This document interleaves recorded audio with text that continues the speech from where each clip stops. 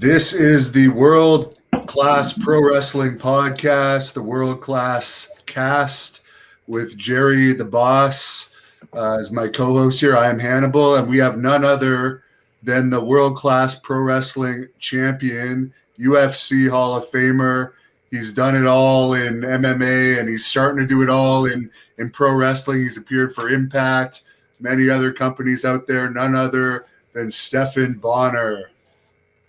That's right. The world-class title, all those years spent on the waist of a Von Erich, and now it's on the waist of a Bonnar, and it's going to stay there, damn it. And if you don't like it, you can try to take it from him. That's right. Bonnar's coming to Texas. I mean, you've already been to Texas, right? Didn't you? I'm not moving there. Didn't you do it at one of those independent expos not too long ago? Oh, yeah, I reckon. Yeah, there was no one there. I mean, it was like a great card. They had like a lot of big names on there, but we didn't, get a lot of asses in the seats. So. Yeah, I heard that was actually pretty small anyways. I know that guy that runs it. He's a nice guy, but I heard it doesn't seat a lot of people. Yeah, I took a nice choke slam on the edge of the ring. That didn't hurt. Jeez. You took one? Yeah. Man. Yeah. I know. I'm like, I never taken one of these, and like, of course, it wasn't in the center. And man, it's like, if I do that again, it's going to be in the center of the ring. Jeez. You don't want to take anything near the corner or the side of the ring. That's the worst spot. Yeah. So lesson learned. Let's get this started. So what made you even get into wrestling? Like, you were a wrestling fan, right, growing up? I mean, yeah, when I was a little kid, like, my dream was to become a pro wrestler, Like, it was the 80s. So like, who did you look up to? All they had. It was, I like the Road Warriors, guys that really look like they could mess some people up, like Ultimate Warrior press slamming guys. That's pretty realistic, The Bulldogs, powerhouses, even guys like Tony Atlas, just guys that look like they could beat some ass. I like those guys. Even the Iron Sheik, good heels. Yeah, good heels I like. Of course, how can you like, Stone Cold and, some of the Attitude Era guys? That was a little later, though. Growing up in the 80s, you wanted to be a good superhero. You wanted to be a Hulk Hogan. Yeah, it was like it went from heroes in the 80s to anti-heroes in the 90s. It was really quite the shift. Did you actually watch WCW too, or were you more of a WWF guy? Yeah, I mean, it was more, like I really was a hardcore fan, like as a little kid in the 80s. And then, like, I remember getting in the middle school in 90s. I went to a couple shows, not as much. And then, like, late 90s when the Attitude Era hit, I kind of rediscovered it a little. Some guys I worked with, like, turned me on to it again. It was like, those were the days of the WCW, WWE, like the Monday Night Wars and shit, and the ratings were through the roof. So it was like the craze. I worked at Roadway over the summers, to save up money and then go to Purdue. Used to follow the dead around, sell nitrous too. But the NWO, man, that made like a revival. Everyone, we were like, you'd see on the docks of Roadway, they're big docks where you load and unload semi-trailers, but it'd be like NWO drawn with chalk everywhere. Yeah. Man, what's crazy is I actually didn't watch a lot of the Monday Night Wars. Whenever I was such a Hulk Hogan fan when I was a kid that whenever I couldn't watch it, man. Whenever he turned into a heel, even though at that point, I knew it was entertainment, whatever, my heart was so broken. I don't think I watched wrestling for a couple of years. That's when it's real. That's real connection right there. You know what I mean? So yeah, actually, my dad kind of I catch him watching it, so I'd watch it with him. He likes Stone Cold, Finally, like someone sticking it to the man. It's kind of like what the country needed at the time. In a sense, it's almost. I feel like we're almost at that point again. It's funny how things come full circle. And I think we're almost to the point again where wrestling fans are wanting somebody to stick it to the man. Like, what do you think man. wrestling's I at? think so. I think ratings are really low, and like, yeah, I think it needs something like that. It needs some attitude again. It's like the fans are way too smart nowadays. We need like someone to pull a Brian Pillman type of stunt, you know? Like everyone's so well behaved and professional and not going to do anything to jeopardize their spot on the roster, and it's kind of a little dry, to be honest with you. You know, everyone's really good at saying their lines, you know, and the writers are really good at writing lines. You actually said it so well. They're good at saying their lines. You said it's a little forced, and I think the fans could tell that, you know, and like there's something to be said about like someone who pulls some like shit like Pillman, that, or even CM Punk would do that sometimes. It would get the fans talking like, oh my God, do you believe he just did that? I can't believe he went off script a little and fucking told it how it was and just spoke from the heart. And nowadays, just no one's really got the balls to do that. So it's definitely someone's got to step up and give that middle finger, you know? You know, I mean, in all of the shows that we've worked together, how much of our stuff is actually scripted? See, that's the difference between, that's what makes someone a really good wrestler. And, you know, like anyone could go walk a match 20 times, you know, like say if you got to do a pay-per-view or something, you're going to rehearse the match 100 times. But the real wrestlers, one could show up anywhere in the world and just work with anyone and on the fly make a fucking great match. And like now working these smaller shows, you kind of learn that, you know. It's great when you get to go with someone that really knows what they're doing and knows how to put a good match together, and sometimes you don't, and just figuring that whole part of it, you know, knowing when to put your foot down and say like, look, like, you know, I got an idea that fucking I say I think it's gonna work, and pushing for it. Like everyone wants to get their shit in, but really the name of the game is like you got to make the people happy. Well, yep, got to give the fans what they want. I think it's a missed connection oftentimes now with wrestling. I think that you know, people are so conscious of what moves they're going to do, they don't think about that connection that they have to develop with people.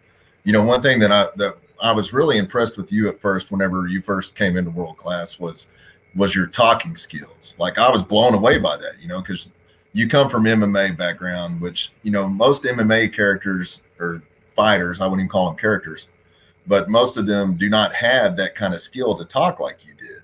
And so I remember like, man, I think it was Kevin Sullivan at the time. We were talking and I was like, this guy is money. He was money in UFC. I said, but he's money in wrestling because he's way more than just a wrestler or a fighter. It's like he can talk, and he can talk really well. Like, did you go around like cutting promos in UFC too, or when you were a kid? Yeah, like, that was what you'd look forward to. Like, you know, when the fight's coming up, a lot of times people would be like telling, you know, you hear from people, I'll visualize the match or the moves. And I always visualize like the promo I was going to cut after I won, you know? So that was always a big, and then also going to the pre-fight interview too. I, you know, it was a chance to kind of crack a joke or say something funny or clever, or why not take advantage of that? You know? So that, like when you could cut a promo, like, you know, I did on Tito Live, where you hijack live TV for a real fight, like, you know, transition and doing it in the wrestling isn't, you know, it's not a big, not really. It's actually a little easier because it's expected of you. You know, that I took some balls. Like if everyone gave me a bunch of shit, now it's like, here's the mic, go do your thing. So it's kind of part of the game now. No, so you don't got to hijack live TV. It's expected of you. What do you think about Tito stepping down from his job with Huntington Beach? I don't know if it was town council or what it was, but he's like, a lot of heat there. He was on the town council? Yeah, he ran for city councilman and won, right? So he won a position in a race, and people voted for him. And after a week, people got sick of taking pictures of him and not hugging him and expected him to do some work. And he was so offended and appalled that, like, do you know who I am? I'm Tito Ortiz. How dare you expect me to do any work? And, quit. So that was it. Once it came time to put some actual work in, dude's never had a job in his life. I mean, fighting's a job, but, it's not like you show up in an office and, 9 to 5. That's, when you're a fighter, it's kind of, you're encouraged to be selfish. It's all about you, my time, and I got to do my thing. So once you got to give that up and be somewhere and work for someone else, like, think about that. Like, if you've never done that before in your entire life and you're 45 years old, you really think you could start? Come on. That's true. We actually, go ahead, Hannibal. Oh, I was just going to say, just before you asked that question, also for Tito, he had a WWE tryout shortly before the pandemic started, and it must not have gone too well for him because they never signed him. Because I'm going to tell you what happened. He went in there and practiced a little and probably slammed some people, and they're like, okay, let's take a bump now. No, my neck. I can't take any bumps. What? Like, here, we'll just give you a clothesline or something. No, neck, can't. Nope. Absolutely not. No bumps. I just give out all the moves. All right, that's how it's going to be. I'm Tito Ortiz. They were like, yeah, it's not going to work out. Sorry. Yeah, there again. I mean, like, I couldn't hack the WWE. I talked to the guy. What's his name? Canyon Seaman. And he kind of lost me at the part where he was like, no, ultimately we decide who your character is, and we own that. I was like, wow, fuck. I'm probably going to get fired, so I'll just save you guys the hassle. Smell you later, dude. Yeah.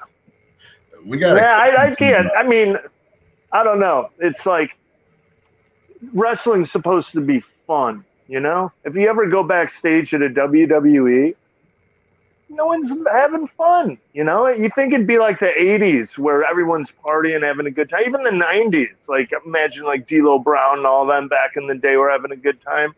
The vibe there, they're not having too much fun, No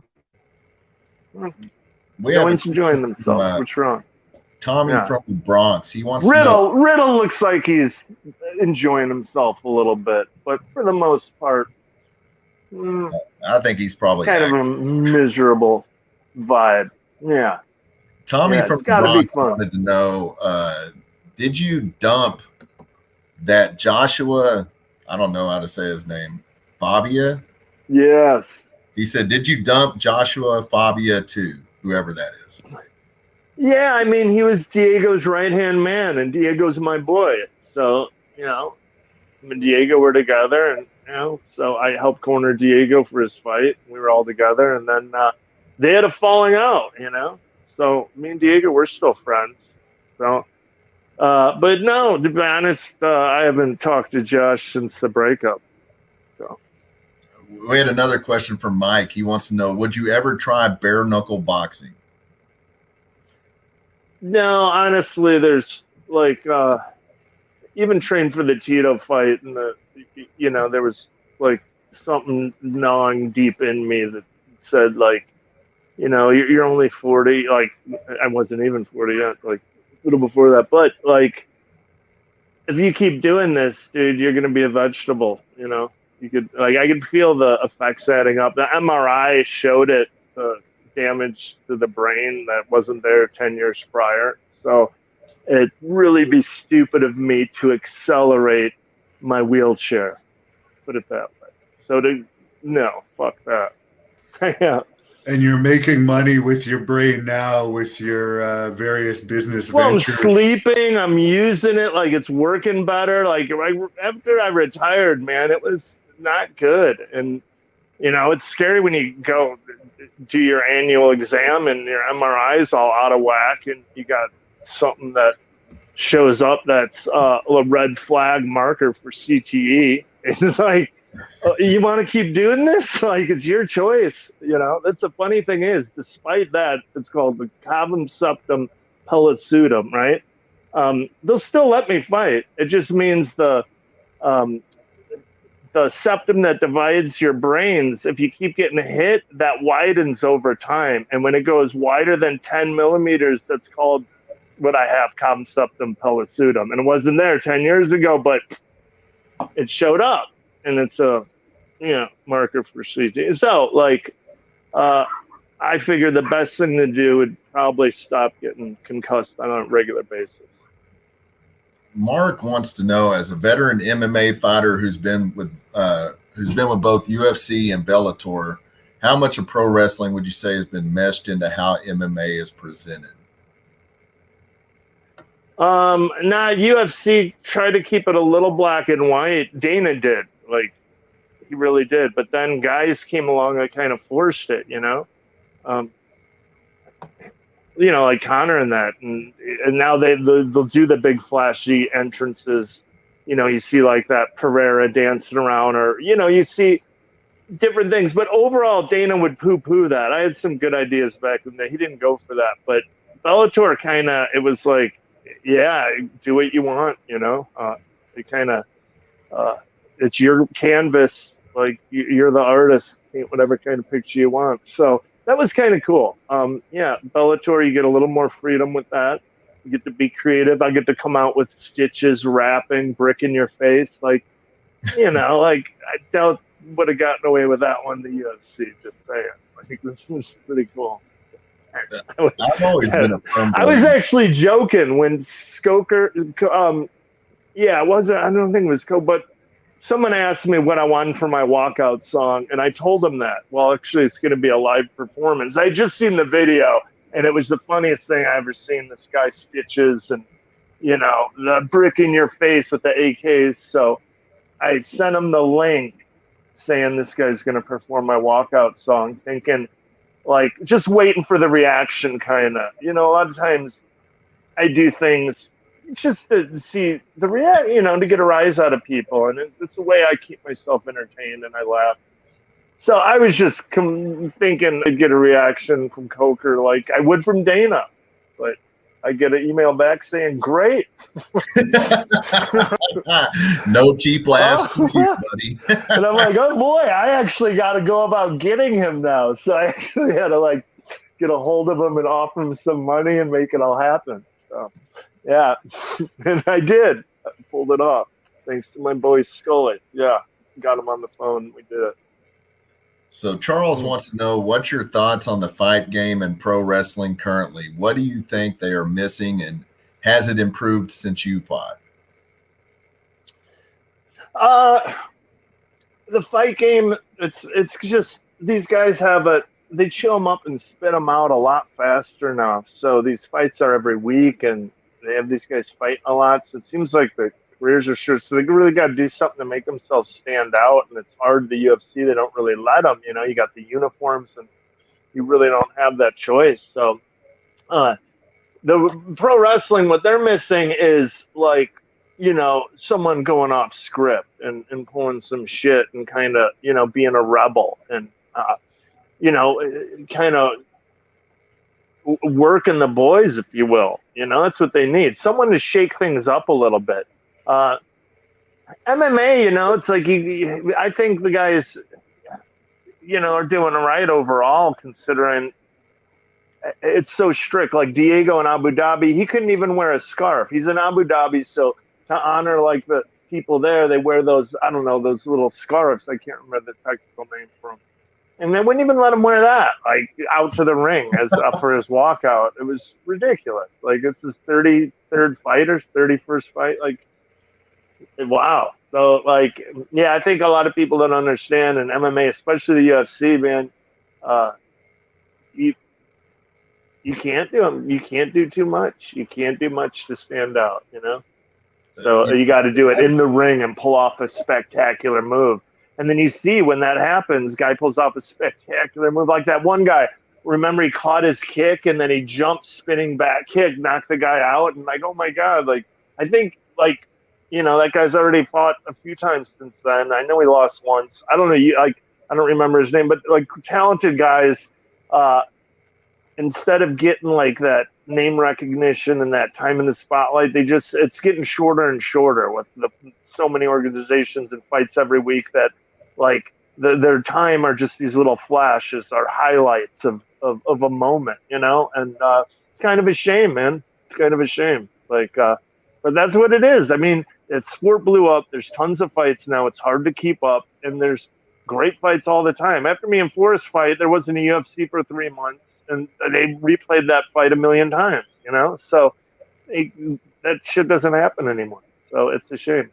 But I think a lot of it is, like the name of the game is content now. And so they're trying so hard to feed content left and right. And then I think part of it too, if you keep everybody the status quo, people still watch your product, but you're not producing a bona fide superstar. If you're not producing a bona fide superstar, you can replace them with any Joe Blow walking down the street, and you don't have to pay them. Yeah. Well, and that's the thing too. After a while, the superstars, man, like it's a lot of money to shell out. So like after a while, like, it makes a lot more sense instead of paying this guy guaranteed $1 million to get some guy, young buck, to kick his ass for 20, 30 grand, right? Get him out of there. And, so you kind of see that, like, growing up in the game, I didn't see the matchmaking as obviously as I see it now. It's like I could look at them and just kind of see the intention, the matchmaking intention behind it. And yeah, it's not so like the UFC has a motivation right now. Their motivation is to build up the globe. So if you're the best fighter in a certain part of the globe, like, say in a country that doesn't have many fighters, like you're going to get easier fights because we want more pay-per-view. We want more sales in that area of the globe, So if, a country's got, like the U.S., a lot of big studs, so it's not, especially in the same region of the country, move to Iceland or something. Yeah. you have a better shot, seriously. So what were your thoughts like whenever you got into the Ultimate Fighter? What were your thoughts getting into that? Like, did you think, hey, this is going to be the springboard to make this product mainstream? Because essentially that's what you did. No, I thought the UFC was the coolest thing ever, and it was super awesome and successful. And I had no idea how much they were hurting and how much debt they were in, and this was a big Hail Mary. It's like, this show will probably be pretty cool, but like, I didn't know they were hurting. It was just like ignorance is bliss, right? But I just went in there saying, these guys are I'll probably get my ass kicked, but I'll do my best, And I had no pressure on me that way. And I don't know, it's kind of a good attitude to have. It worked. So you said you didn't have any pressure. What was the pressure like after the Ultimate Fighter? Because it had to be. Then the fun, See, it was like, that's how things go. It's like at the beginning, they're a lot of fun and you're doing it for fun and the money didn't matter. And, you're just happy to be there. And then it's like you have to win and it's your only job. And, if you lose, you get half the money. So right there, and then too, a couple losses in a row, you lose your job. So pretty soon you're fighting to pay the bills and fight for your job and all the fun's been taken out of it. And it's, you're trained through injuries and you can't pull out of fights. And it becomes a lot more stressful. And that's like exactly what I wanted to avoid with pro wrestling. It gave me a chance to come into something and say, okay, look at how the whole MMA career went. And I could see that. Like, I want to nip this in the butt before it gets to that point where it's not fun anymore, and it's a job. So luckily I'm old. So, it's not like I'm 20 and I've got a big road ahead of me and like I could go in the WWE 10 years. So, it's like at this point, man, I'm just happy doing it for fun, casually on the weekends here and there. Like I got a next level pro wrestling coming up the 24th in Sacramento, fighting for that title. Tony Vargas. So I'll have 2 belts. Watch out. And of course, the Knock his world ass class, out. October 3rd, we're making a comeback, the Yeah. comeback show in Wichita. Yes, sir. Yes, sir. Absolutely. Sean, he wanted to know, do you have any good behind the scenes ribs or stories from the Ultimate Fighter? Yeah, I mean, a good one too before the fight with Forrest. I was, you go in the bathroom, you try to get all your excrement out of you. You don't want to have to go to the bathroom no. And it's pretty common too. So I'm actually got quite no one around. I'm in the, I could say a little prayer, and just asking God, let me do my best. That's all I ask for. These people came here, they're giving me their Saturday night. Let me do my best and put on a good one. And in the middle of that thought, boom, boom, boom, boom, pounding on the door. Fighters got his shit. Fighters got his shit. Pound, pound, pound, pound. G. Fighters got his shit. Fighters got. I'm like, fucking, really? And I open it. It's Diego. I'm like, a fighter shit, motherfucker. Well, I'm the main event. Well, I'm the main event too. He got into it, ruined the prayer, but Got into it before the fight that changed the game. yeah. Oh, but that's Diego, man. Like we on the show, like I had a lot of those kind of moments, So Since you brought it up, John wants to know if you're still pissed at him for eating all the asparagus tips and leaving the stalks. We hashed that out. I forgave him on the reunion show. He ordered me asparagus, and yeah, we really squashed that. And it's funny too, because I thought he was just playing dumb with me. He claimed he didn't know what asparagus was, but honestly, he was, a dumb kid from New Mexico. Honestly, didn't know what asparagus was, and that wasn't a lie. He wasn't playing dumb with me. Yeah, I can see why you would think that, because I don't know who doesn't know what asparagus is. So I can see why you would think that. But I guess you never know. Lions Den Live wants to know how your meeting with Dana White went after your fight with Forrest Griffin. My meeting with Dana after the fight with Forrest, I don't know, I don't think we met. He was, back in the day, he was a lot more accessible, I just go into the UFC offices and talk to him, and, it was like a much tighter, smaller family, not putting on nearly as many shows. Now it's like, there's 10 different security guards. You never are even going to get close to his office nowadays, without an appointment or anything. So, yeah, before you used to just be able to call him up or show up at the office and shoot the shit with him. But, you blow up, you get a lot of money and a lot of people sucking your nuts, then, yeah, it kind of goes to your head. So,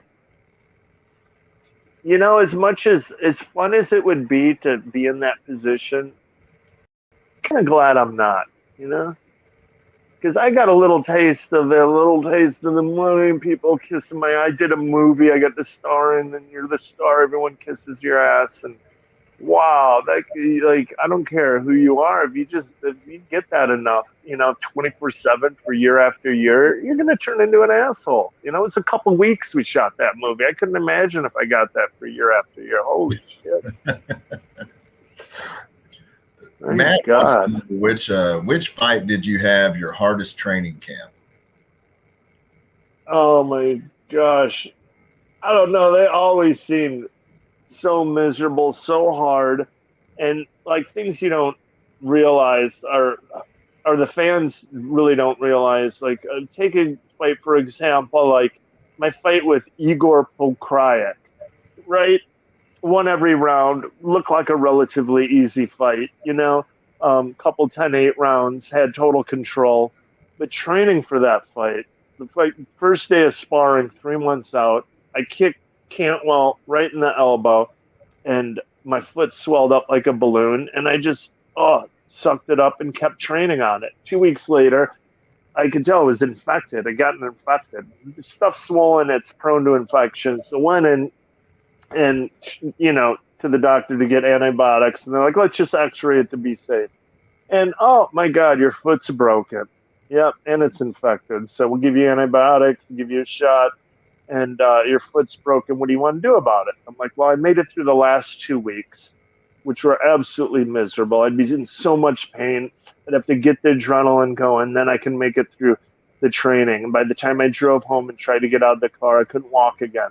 But after 2 weeks of that, it was getting a little more, went from like 90% like excruciating pain to like 70. And I figured, well, I made it through the worst. So just kept training on a broken foot the other 10 weeks. And by the time of the fight, it was healed and feeling good. But that sucked, training on a broken foot the whole camp, And that's just like, every camp, there's some sort of thing or injury. Or the Tito fight, I had trouble even getting cleared. Like my heart, passing the EKG was really hard. And I had to train with a heart rate monitor on for a few days, like recording me 24/7 because they weren't going to let me fight. And it was just, So, I mean, it's, everything, like so many times. Our perfect example, like you train like 2 months for a fight, your fight's in 1 more month. Like Matt Hamill, I was supposed to fight him. And, put in like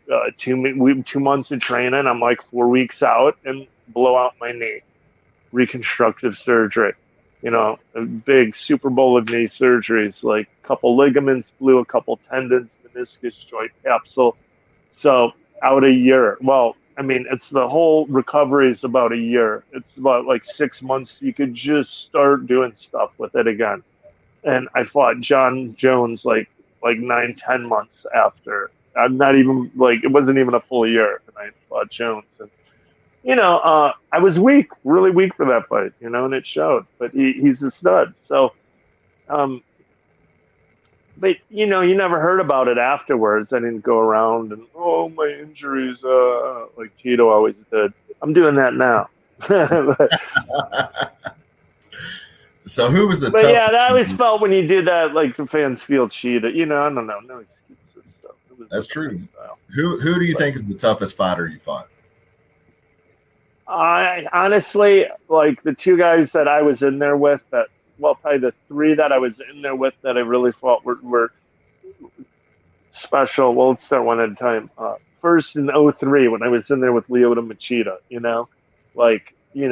was like, it ended up losing on a cut. But after that fight, I'm like, that motherfucker's good. Just you watch, And sure enough, he ended up knocking out Rich Franklin his next fight, and then going undefeated till he won the title. And I just knew it was something special, and it's no coincidence. Like his dad had been training him since birth to be a fighter. So, he was bred for it. And then John Jones, when I was in there with him, like it was still before he was really, his skills were, but just physically, like, he had those gifts that I just was like, wow, this guy's a freak of me. Like, how the hell is he the same weight as me? This guy's huge. He's so hard to get close to. And what I do is wrestling's great. He's taking me down. But he's just going to be a tough riddle to solve, just physically. Like, that's how I felt. With Anderson Silva, I felt like, oh my God, like, this guy's nothing. His punches aren't even that hard. I could eat these punches all night. Oh my God. I could probably beat this guy. Oh, fight's over. So that's how fighting Anderson. With the other 2, you knew they were really good and talented. Where Anderson, he didn't feel like he hit hard or nothing special in the fight. So true master. So what do you think of the difference between training? I mean, it's the $1 million question. Which one's harder, pro wrestling, MMA in their own ways? I mean, if I were young and did the pro wrestling, it's probably a good thing. I probably would have killed myself. But like, pro wrestling is something that you set your own limits and whatnot, and there's more control. MMA, like anything could happen in a fight. You get bent and twist your leg, like if I have an injury in a pro wrestling match, hey, I have a torn pec. I can't do this or that or this move or that. Watch, be careful when you plant me. Oh, make sure you land me on. Like you work with each other, and protect each other. So in that terms, it's much simpler. But then if I'm doing these hard ass moves like low key or something like that, like that's way harder than the wrestling I do. You know, I'm at my age. I'm not going to be doing that super dangerous. I'll do a Macho Man elbow drop every now and once in a while, but that's about as crazy as I get. But I don't want to hurt myself. Whereas if I'm in my 20s, I don't care. I want to do backflips off the top rope. I'm going to do shooting stars. So I think that's the big difference. Is I'm in my 40s. I'm 44, and like I've had a lot of concussions. So I want to protect myself. I've had 10 surgeries. I don't want to get injured, so I'm not like looking to do the crazy things that are high risk. I'm looking to honestly, what I want to do is like just master the art of pro wrestling. Just go in there and put on a great match that grips the fans, makes really entertaining, really violent and realistic. But we both take care of each other. So we take the big bumps in the center of the ring. We're nice and safe, no injuries. We don't mutilate each other with glass or thumbtacks or any of that stupid stuff either. Like that to me, the beauty of pro wrestling is going in there and creating that illusion, like you're really violent, realistic, action-packed type match, but it's an illusion. You really don't mess each other up, And when you could do that, you're a true master. We could go in there anywhere in the world, any city, and go in there with anyone and put that match together that has those elements that draw those fans in. That's a thing of beauty. And it's like, it takes a while to learn. My second singles match I worked with Speedball Mike Bailey, and he formulated a great match. And I thank him for that. Like I use that now as a blueprint to kind of the story the matches kind of are supposed to tell overall, and when I try to mimic that, like I did with Logan Clark at Black Label Pro, we had a really great match. And if you see, it's a similar type of formula. So got his title shot coming up, Next Level Pro Wrestling, in a few weeks. And I want to have one of those I'm excited. It's the main event for the title. So I want to entertain, make it a good match, where sometimes like my last match for them, it was just a squash match. So, middle of the card, no big deal, no pressure. But now, good main event title match. I want to put on a good one. Simon wants to know, who's your favorite wrestler of all time? I mean, it just overall, I'm gonna go with not so much wrestling skills, but just psychological and psychology and attitude, and that's Pillman. He worked everyone, and people, he had everyone. He had the fans saying, "What the hell did that guy just do? Is that for real?" Like he had the boys, the guys in the locker room saying, "Is this dude for?" No one knew, and you gotta love a guy like that, and that's what I think the game needs more than anything. A guy like that right now, Well, there is Brian Pillman Jr. out there. Maybe there's a Stephan Bonnar versus Brian Pillman Jr. Yeah. in the future. But I'm like, if I want to emulate someone, I think because wrestling is yourself, amped up a little, and it's that loose cannon, because American Psycho, because I'm, it's a little nutty, have those nutty fights, but yeah, amp that up a little in pro wrestling, and I think that's the same kind of vibe that the loose cannon was bringing. Now I just got to bring it to the locker room. So watch out, motherfuckers. Watch out. Yes. I know you're in the marijuana business. Someone was asking earlier what your thoughts are of fighters using weed and it being a banned substance. I know CBD is allowed, but I think THC isn't. I thought they loosened up on that. I don't know. I think everyone should use. Honestly, it helps the brain. CBD and THC, they have a synergy together, and seriously, it helps the brain heal. There's very few things that reduce swelling in the brain instantly, and those compounds together do that. So fuck, why not take advantage of that? And if you were hitting the head on a regular basis for about 14 years straight, like me, you're gonna have some swelling in the brain. I mean, you're gonna need to get that out of there. So any way you can, and cannabinoids. Whew, there's a reason why they're legal now, and they're putting all this study in it, the UFC study in it. Why? Because there's very few things that help heal the brain, and cannabinoids are one. So take advantage of it. Check out hitiva.com.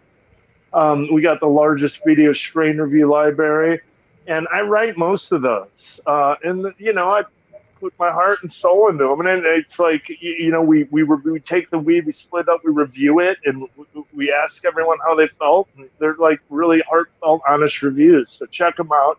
And, in some states you could order for pickup or delivery, like in Nevada and Arizona. So, yeah, thanks for letting me plug it. Hitiva.com. And I was supposed to plug something for Granaham. Oh, yeah, Baroni versus Gotti 3.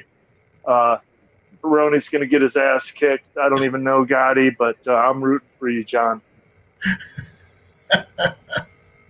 That's great. Matt wants to know, what's the best piece of memorabilia that you have on your wall? No, my Tough One jerseys. Autographed. Look at that. The late, great Loden Sincade, baby. How can you get another one of these? He's gone. He's no longer with us. This thing's all autographed, too. That's a nice one. That was April 9th. I stole that the day from the Hard Rock, the day after I fought Forrest. Right off the elevators, I opened it up and stole that poster out of there. Yeah. So, what's your opinion of Tank Abbott? I'm happy he's alive, man. He almost died. He had a liver transplant, I believe, or something. Liver and kidney, I believe. For him to have pulled through and still be alive shows the kind of tenacity that guy has. Because 9 out of 10 of us, or 99 out of 100 of us, probably would have been goners. But he miraculously found a match, and and that's a miracle in and of itself. How many people die on the waiting list? So, God bless you, Tank. I'm glad you're still with us. He actually came in the locker room before the Tito fight to wish me luck. So, that was kind of cool. I was always a fan of his growing up. That doesn't surprise me at all. He still wants to fight Tito, believe it or not. Yeah, although I heard he used to abuse Tito back in the day when they trained together. But, I'd probably put my money on Tito now. I won't lie. I'd be rooting for Tank. What about Don Fry really hates Tank, and they're both not in the best of shape these days. Who would you pick in that one? Oh, wow. See? Wow. Man. Like that. Talk about an even one. I think that's I'd say Fry. Oh, I don't know. I think that's dead even there. I was going to say, who's the favorite in that? Fucking maybe minus 105. I was going to say Fry, but then Tank. Man, yeah, that's a good matchup right there. Yeah. That's a fight I'd pay to see. You see, Tank doesn't walk with a cane. He is slow, but Don Fry needs a cane. Tank refuses to use one, huh? I don't think Tank needs one. He's just a little slower than he used to be, but there's no love lost between Don Fry and Tank, because when I interviewed Don Fry and asked him about Tank, he lost it. So is Tank skinny now? Yeah. Yeah, wow. Yeah. A skinny Tank. Imagine that. Yeah. Yeah, he's doing very well. He lives in Arizona and has a really nice property there, and is married. Good for him. That's what Paul Herrera said. He trained me for that Tito fight, and they were buddies. But he said Tank was actually really smart and good with his money, and didn't just piss it away, and saved it well, and invested it well, and said he's a smart guy. Did all right for himself. So hey, he could afford a new liver and kidney. Must be doing something right. And his wife would get along well with you. She definitely enjoys the cannabis here and there. His wife. So I actually saw Tank Tank's maybe I shouldn't wife? say it, but I saw Tank use some, and he's quite funny after he's had some in him. I bet, man. I'm just glad he's not drinking anymore, man. You hear those stories about him biting a guy's nose off the bar after he aces a fucking fifth. Like, whew, what a nut. Yeah, he was crazy. Bro Dog wants to know if you think Tyrone Woodley is going to beat Jake Paul in their upcoming battle. I mean, on first on paper, yeah, I did, but then like those Pauls are pretty big, man. Guy's like 6'1". So I mean, he hits pretty hard. So I didn't realize the dude was that big. Is that the one that fought on the Tyson card? Is that this guy? No, him and his brother are both like 6'1". His brother's, I think, a little heavier. One's like 190, the other's 200 pounds. So they're really close. But yeah, I mean, I don't think it's going to be so easy for Woodley. Especially too, you got a young guy coming up whose chin's fully intact, and guess a smaller, older guy, 42, right? You know, who's on a string of losses. I don't know, and it's a boxing match. Like, yeah, it's. I mean, at first I said, "Oh, Woodley's going to kill him," and then I saw how big the dude was, and I saw what Floyd said afterwards. Like, that dude's big, 45 years old, fighting a guy who's way bigger than me, and I'm like, wow, same point with Woodley, dude's bigger than Woodley, and gonna have a age and reach advantage. It's easy to discount them because they're YouTubers, but yeah, dude's got a good punch, man. Yeah, I wouldn't count him out of it. If it's the one that fought on the Tyson card, I was actually pretty impressed with him. Yeah, I mean, the dude's young and hungry. They're in their prime. They're coming up. They're getting better. That's the thing. Whereas, when you're 42, you're not. So, yeah. And I I didn't know. I hadn't been watching MMA in a while, so I didn't know Woodley was on such a rough slide. And then I saw his last fight, and I hear him talking. He hasn't won a round in a long time, and and it got me thinking, whoa, this Paul guy's maybe got a better shot than I thought.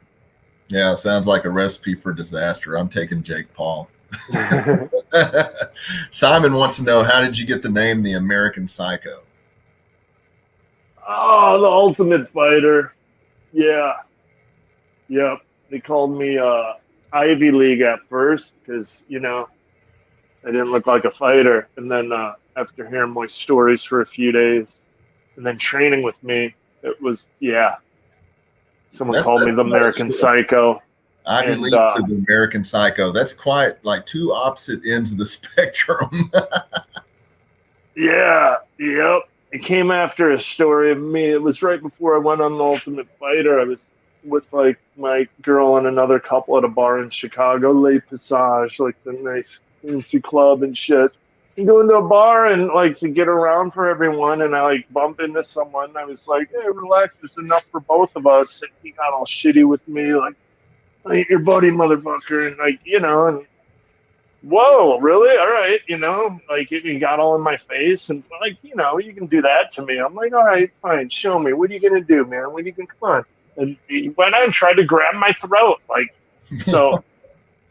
Knee-jerk reaction, I choke him out and put him to sleep, and then I'm like, set him underneath the bar, and I fucking ding him one in the eye, like, so he learns to stop being an asshole. And then I look up, and the bartender's looking at me, like, coming at, like, pointing at me, and I'm like, oh shit, I'm going to jail. And he's like, what do you need? And I'm like, oh, I'm good.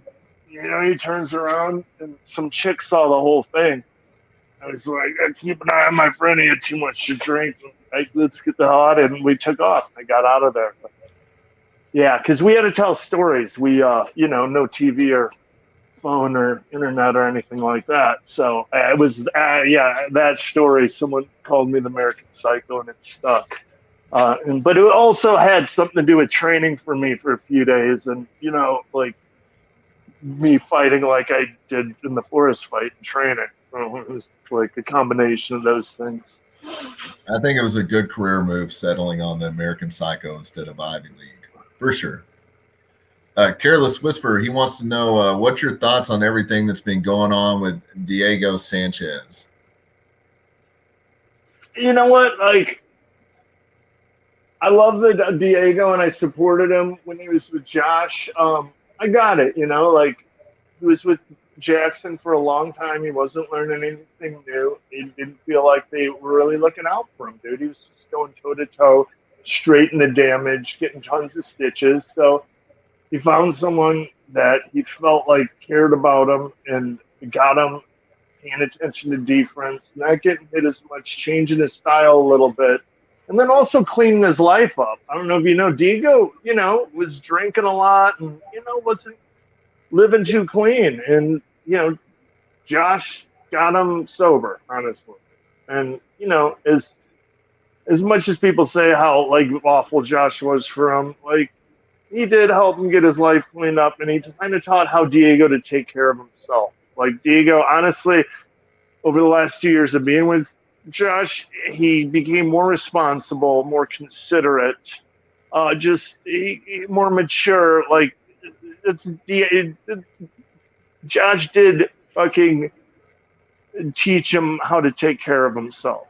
And Josh is abrasive, could be a total asshole. I agree. But, if we go look on the bright side, this whole thing, he helped teach Diego how to be a better person, how to take care of himself better, how to be a better friend, how to be more responsible. But he also fucked his career up and, caused him a lot of falling out and problems. So I'm just saying it wasn't all bad, and it wasn't like Diego was crazy.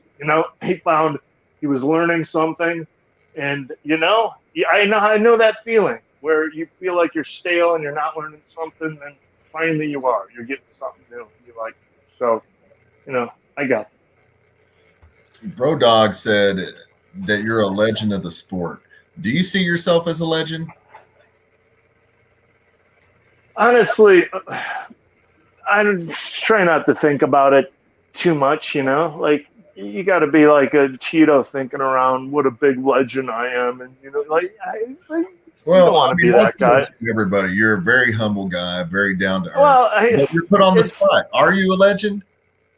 I mean, I think so, but how do you? All right. I mean, look back into the history books and boom, What's cool though is growing up in clairvoyance. When I was like 10 years old in 5th grade, I just had this obsession with being tough. Like I was like the toughest kid in my grade, and I wanted to be a pro wrestler, and everything was about being tough. And they're tough or a pussy, and it was like black or white.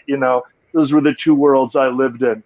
And I'd say it like, when I grow up, you're going to look in the dictionary and like next to tough, and there'll be me, And then we're on the Ultimate Fighter, and we're doing one of those stupid challenges. And they have the production crew and all the producers' chairs sitting there. And on the back of the chair, it just says Tough 1 on the back of the producer chairs. And then I'm like, wait a second, the Ultimate Fighter, TUF, tough. Holy shit, imagine that.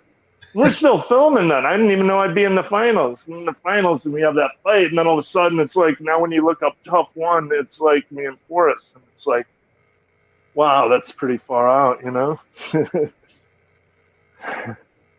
mean, really far out. I mean, UFC, up to that point was not a mainstream product. You guys ushered that era in, and that era, I mean, it didn't just affect fighting, it affected pro wrestling at the same time. The rise in popularity of UFC definitely affected pro wrestling. And I knew about it when I was 10 years old. You plotted this out. Think about it. Did you get in a lot of there's no coincidences. It's all like, Did you get in a pre-programmed trip? Did you get in like fights in school? Because you seem really friendly. Or were you? Yeah, but I was like, remember Kung Fu, the TV show where he'd go around from town to town, and he was just the nicest, humblest guy, but he'd get in a fight everywhere he went. That was me. I had a little scrawny friend who was a really late bloomer, and he had a sharp tongue on him, so he's a little smart-ass, clever kid, come up with some good ones, but he'd usually crack something smart off to someone, and he'd be too small to beat up, so the guys would want to beat me up. The tall, oafy, skinny-looking guy. Yeah. So yeah, a lot of those fights. And then too, my brother, like he beat me up for fun. That's how we played. He's 18 months older than me, so he always had that advantage. It took a while. Like, it wasn't until I was in college and I finally filled out that I finally beat his ass. So yeah, I was obsessed with being tough and fighting and learning martial arts, and I don't know why. I always say it's because I wanted to kick my older brother's asses. I know that's part of the reason, but like I always just was drawn. I wanted to be a ninja more than anything. Pro wrestler too, but I wanted to be a ninja. Even when the UFC first came out, and they're holding up the signs, kickboxing versus jiu-jitsu. It was like, I want to know everything. Yeah. So whenever you would get in these fights as a kid, did you ever do pro wrestling moves on them during the fight? Like, I mean, at some point you had to learn wrestling was entertainment, but before that, did you actually try any of those moves on people? No, I started wrestling real, like, pee-wee wrestling, double legs and all that, like, probably when I was 10 years old. So when I get in fights, I was always able to out-wrestle the kids, because I had to go a couple towns over in Illinois to wrestle as a pee-wee, so no one else knew how to wrestle, so I could usually take it. But it wasn't until my middle school days where I joined the Taekwondo Hapkido school that I learned how to kick and punch a little bit too, and then my fights got a lot more entertaining. Israel wants to know, how did you feel when Chuck Liddell lost to Tito? Like, I didn't want to see Chuck even get in there, man. He looked great for his age, but for, like, he had no reason. 52 years old, right? I mean, yeah, it broke my heart, honestly. It broke my heart because he beat him easily in his prime, and now, a couple times, and now he's in his 50s and not the same guy, and he loses, and yeah, of course I didn't like to see that, but whatever. He also wants to know, are you close with Forrest Griffin today? Yeah. I mean, we cross paths on a regular basis. He just hit me up a few days ago, actually. So we had to do so much together after The Ultimate Fighter. For literally, like, the next 2 years, we went around doing PR together that, like, if I don't see him for a few months, I don't miss him. It's no big deal. But I we got love for him. I like him. We've always gotten along. You're linked together in history forever. You're linked forever. Yeah. Jerry knows Jake Hagar, and I don't know how familiar you are with him, Stephan. He was Jack Swagger in WWE. Yeah. He's trying to fight Fedor. He's trying to campaign to fight Fedor in Bellator. What are your thoughts on him as a fighter, and if you think that fight's going to happen or not? Yeah, why not, man? Like, get a big name that's on his way out. Like, that's good. Good for him to go and campaign to get a big name like that. That's what you want. You want a big name that's past his prime. And I mean, if it's not Fedor, I can't think off the top of my head any other big name heavyweights there. But like, that's the good plan. Go after big names like that. So go get him, boy. And why not? Like, if Fedor, is he retired? Is he still under contract with them? Like, what else do they got in mind for Fedor? So I don't see why they wouldn't make that happen. And if he loses to Fedor, it's nothing because a lot of people expect him to win. Yeah, and he's got a chance. Like, Fedor's not the same Fedor, like, his chin's not the same. Everyone knows that. He's still a bad dude, but, he's what, 44 now? I think he's older than me, right? I have no clue. Yeah, I would love to see. Good idea, Jake. I think it would be great for Jake's career. I think it would be good publicity for Bellator too.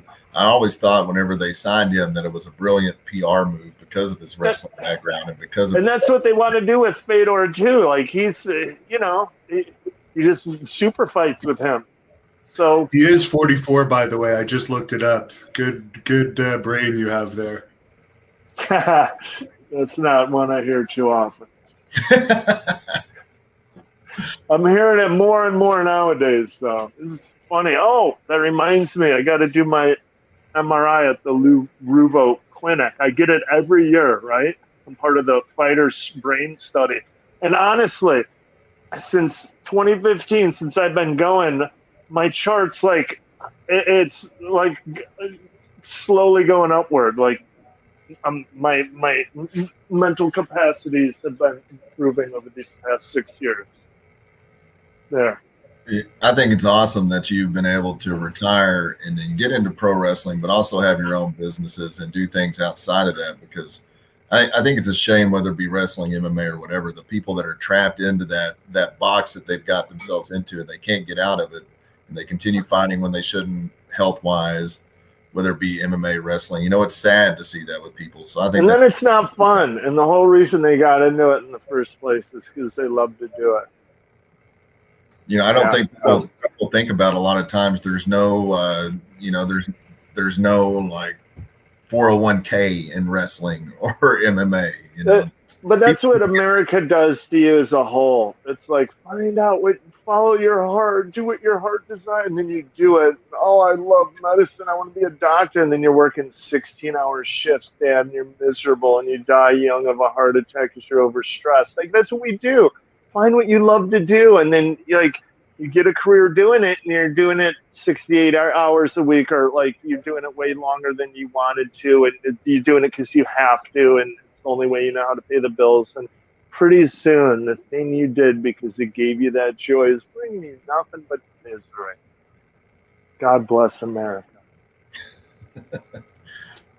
Someone wants to know your memories of the build-up for the Chael Sonnen fight. He's become even more popular, I guess, over the past few years.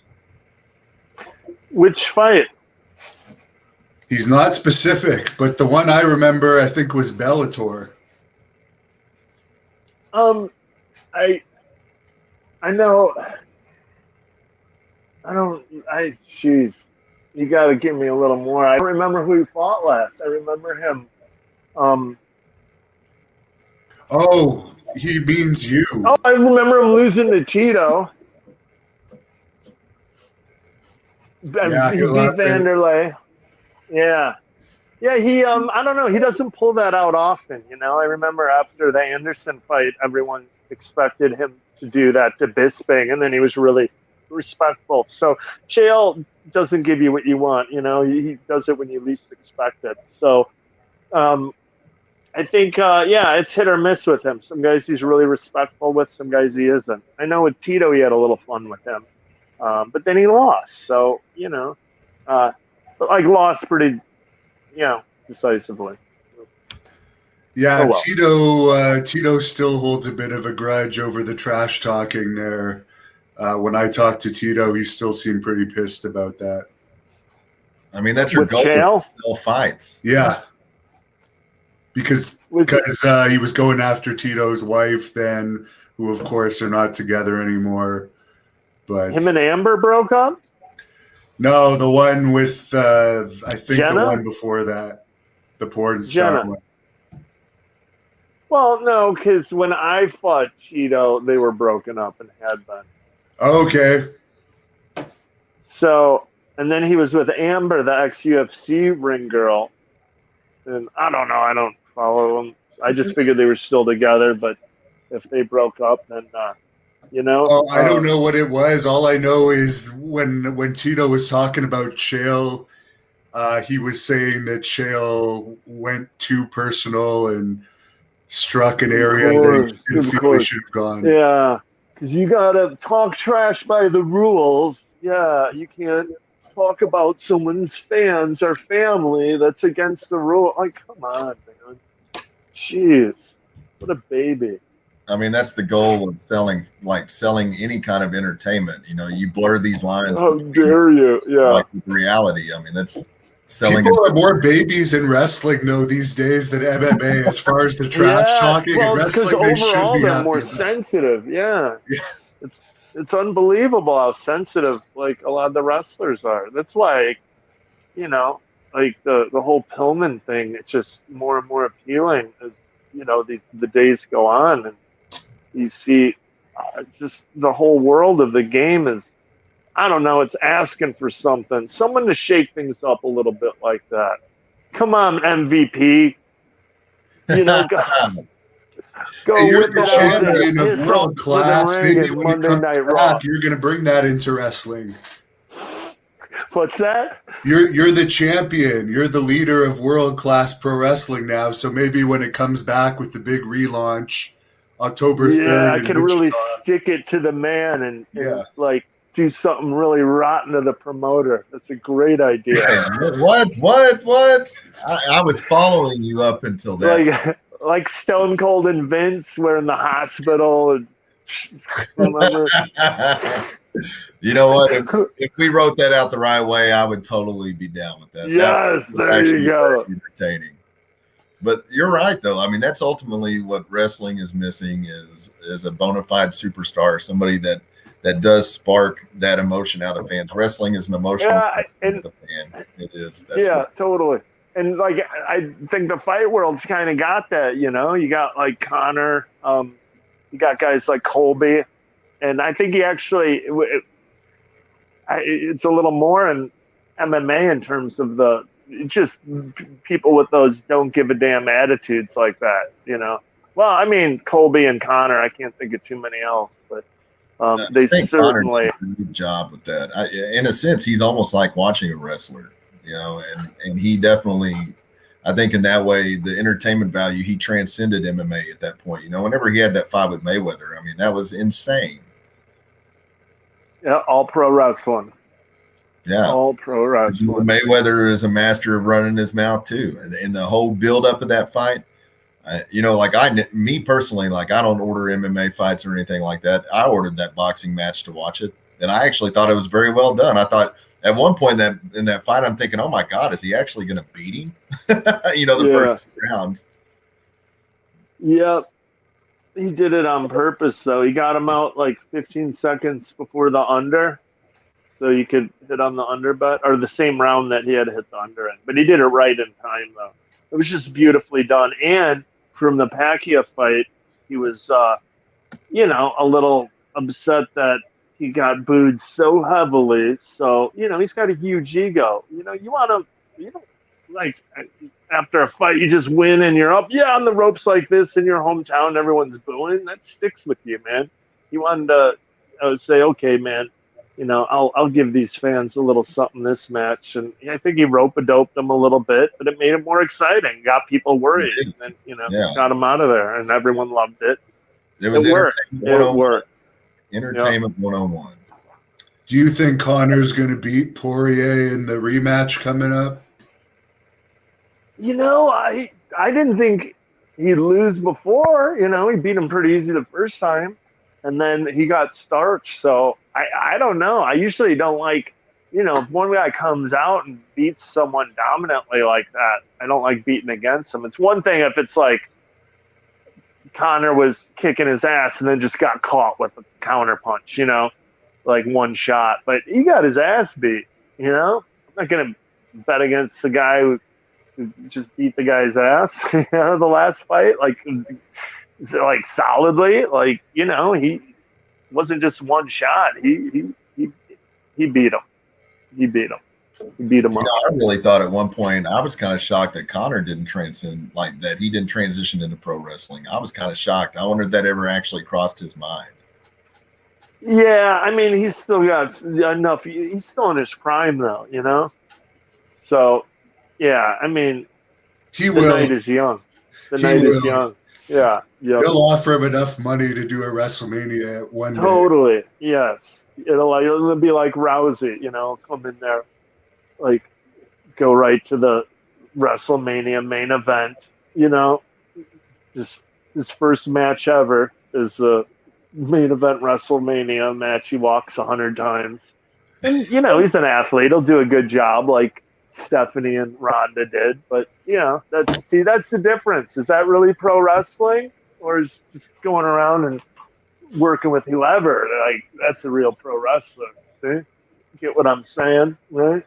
Someone's bringing up... I could train a monkey to walk a match 100 times. That's true. But Tyson Fury did not have the best pro wrestling match. I don't know if you saw it. Someone's bringing that up. No, I didn't. No, I didn't. It was him against Braun Strowman, and he's a great boxer, but that was like one of the worst matches I've ever seen. But do you put that on him, or do you put it on the fact that maybe Braun Strowman wasn't the best person to be in there with him? It I don't could know, be. but how are you going to bump a guy who's 6'10", 300 pounds, who's never taken a bump? How do you know? I haven't seen it, but I could just imagine that looked awkward. Him, if he had Braun. Did Braun bump him around? Not much. Not much. Yeah. It was probably it. Watched it. You got to protect him. Heavyweight champ. You can't put him in any danger. He can't take any bumps. Yeah, so he couldn't have too good of a match. He made a lot of money, though. I think he made like $13 million or something because it was in Saudi Arabia. So he was handsomely paid. But, is there anything you want to plug, Stephan, while we're on here before we wrap this up? We talked about your marijuana company. Yeah, we got something. I don't know how much I could say, but we're gonna get a Bronco. The Ford's coming back with their Bronco, right? Those things are awesome, and we're gonna build it out, soup it up, drop a big ass engine in it, and wrap it in Hitiva. Go around to the SEMA show. The plan is to auction off for a charity, and I haven't signed anything solid yet. But my kid has autism, so autism charity. Stay tuned. Hitiva, Broncos, autism, here to help, baby. So I heard too that Jenny Santana, Tito's daughter, who's also her real last name is Haas. She's been talking to you that you might wrestle around with her a bit in the ring because she's considering getting into pro wrestling. Yeah, she wants to. I can't believe it. That's her father, and she wants to learn pro wrestling. What? I think he would have had her like Wichita's father as a baby, training her since birth. So she's looking to get into some pro wrestling. I guess she trained someplace here the other day with Kyle Hawk, Jerry, trained with Kyle. So. And she just won the nationals in BJJ, so she's an athlete. I think honestly, coming from MMA or BJJ, it's an easier transition to pro wrestling. That's what Stone Cold even said. Like, you know how to do it for real, then like all the chain wrestling and that stuff's kind of irrelevant. You just chain together what you normally do, and it looks all right. But definitely, I think it's cool to work in your style. And since the explosion of MMA, we've seen a lot more submission holds, and I think that's part of the reason why. Because MMA blew up, and head kicks and submission holds since 2005. Let's see that statistic in pro wrestling. The number of submissions and head kicks pre-05 to post-05. I know you're a comedian, because they concuss each other all the time. The only reason I'm asking you this is because you're a comedian. Eugene wants to know, how do you get a gay man to sleep with a woman? You